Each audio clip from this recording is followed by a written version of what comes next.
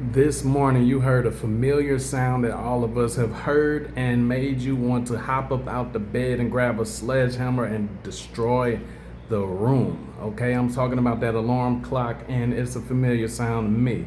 Check this out. I've had enough jobs, so many jobs, 9 to 5s, that I can open my own career center and temp agency. All right, I've quit so many jobs that my wife didn't even want to marry me because she thought I couldn't be consistent enough for a real relationship. Now, check this out, guys. I told you my goal was to have mountains in my backyard and ocean as my front yard. And I've actually brought that to fruition after years of, if you want to call it grinding or trying to make money in the United States and building businesses and everything. I didn't really treat myself. You guys seen me travel and stuff like that, but I didn't really treat myself. All right, this is the first time that we're actually going for it, and because a lot of you guys know I'm not that flashy. I'm more about the purpose. I'm more about building a business. So now I'm in this place.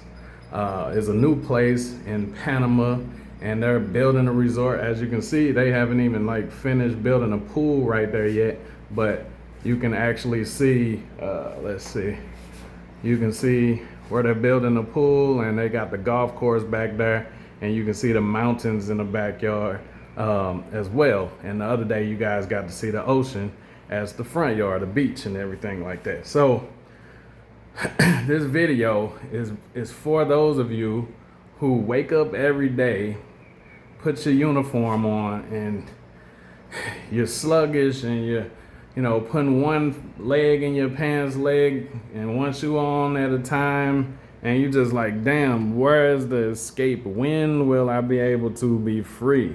This video is for you guys. Now, there is a time that you will be free, no matter what age you are. You understand? Whether you're above 30 or under 30, guys, you do not have to stay at a 9 to 5 job. You can actually leave. And to tell you the truth, you can leave whenever you want to. All right. And what I mean by that is we've been indoctrinated in the United States, and this is not me bashing the United States, but their propaganda, marketing campaigns, whatever you want to call it, false advertisement, convinces us that every other country in the world is a war zone or a desert or just some jungle.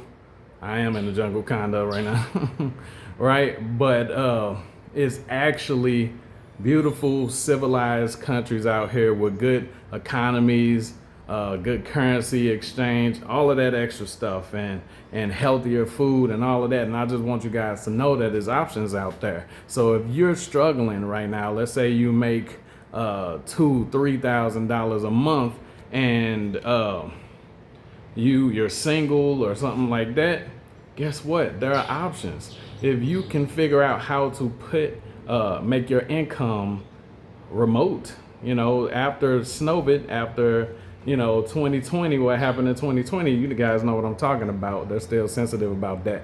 But after that time, a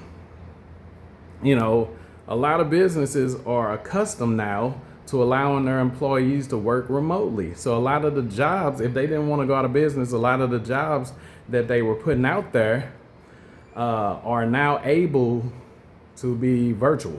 You see what I'm saying? So you can simply walk into your boss's office and say, how much of this or what can be done? Like, I might need a position switch, right? Pause.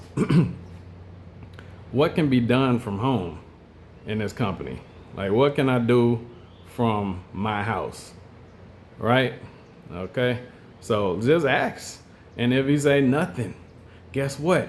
There's options. You can teach online. Like, guys, you can teach English online. That's something that you're native if you're from the United States. So you don't have to be a professional or nothing like that. You can literally teach English online.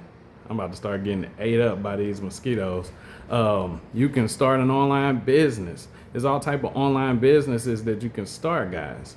Like, for example, we teach the copy and paste rentals method, where you can drop service rentals like vacation home rentals, car rentals, all of that. You can drop service, all of that. You understand what I'm saying? So that's service arbitrage. So if you like don't know what that is, we can show you how to do that. You're not held captive in the United States. Just because you were born there does not mean that that's where you have to die. Just because you grew up claiming a set or claiming a block does not mean that that's where you have to die. Guys, you can literally move. You just by changing your address, you can change your income, right? If you're struggling with $2,000-$3,000 a month in the United States, just by changing your address to a different country, the currency changes. Where the dollar is praised in certain countries, you'll be able to. It'll feel like you have an extra $2,000-$3,000 in your bank account without you even gaining any extra skills. You can take the income that you're making now, if you can do it remotely, and simply just live off of that, guys. The food is cheaper, but it's higher quality. The places to live, depending on the country, like are less expensive. Like I said, they're building this place right now. This is new right here. So right now, while it's new, they're not charging crazy. They're trying to fill it up, and I got in a good deal. You understand? So my point is, if you waking up and you feel miserable, that's not life. That's not how it's supposed to be. We convince ourselves, oh, well, I'm grown. This is just my responsibility. I got to do this to take care of my family. Yes, you do need to handle things. You know, you do need to handle taking care of your family, but that doesn't mean you have to do it from the United States or any country that you're in where you're not happy. If you're not happy, then the Bible says seek peace and pursue it. So that's what I did. I left the United States. I was supposed to go to Colombia, and I ended up in Mexico because I was I was desperate to get out of the U.S. So Mexico was the only place that was open with the borders at the time of the pandemic. And then we ended up in Panama after doing some research.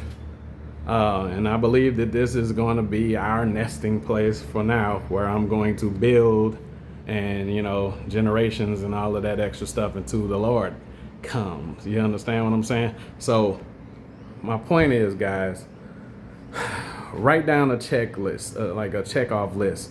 What do you consider your dream life, right? What do you consider your dream life? My bad, it's like the sun hasn't fully came out yet, so you can see that in the back, but my face is kind of dark, no pun intended, right?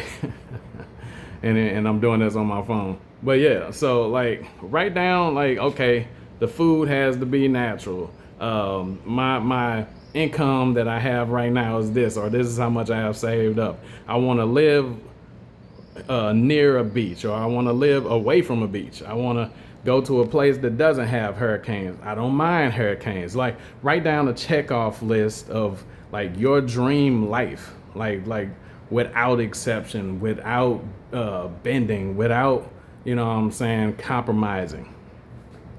And then you simply just go for it.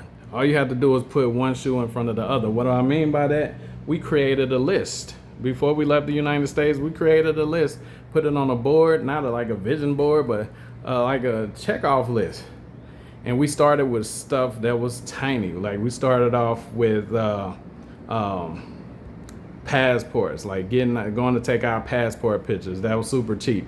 Then we went to getting our luggage from Amazon. Then we went to checking out Airbnbs online. And then we went to booking a coaching session with someone that was in Colombia, because we were supposed to go there first. So we went off this checklist, and before you knew it, we were on our way to the damn airport.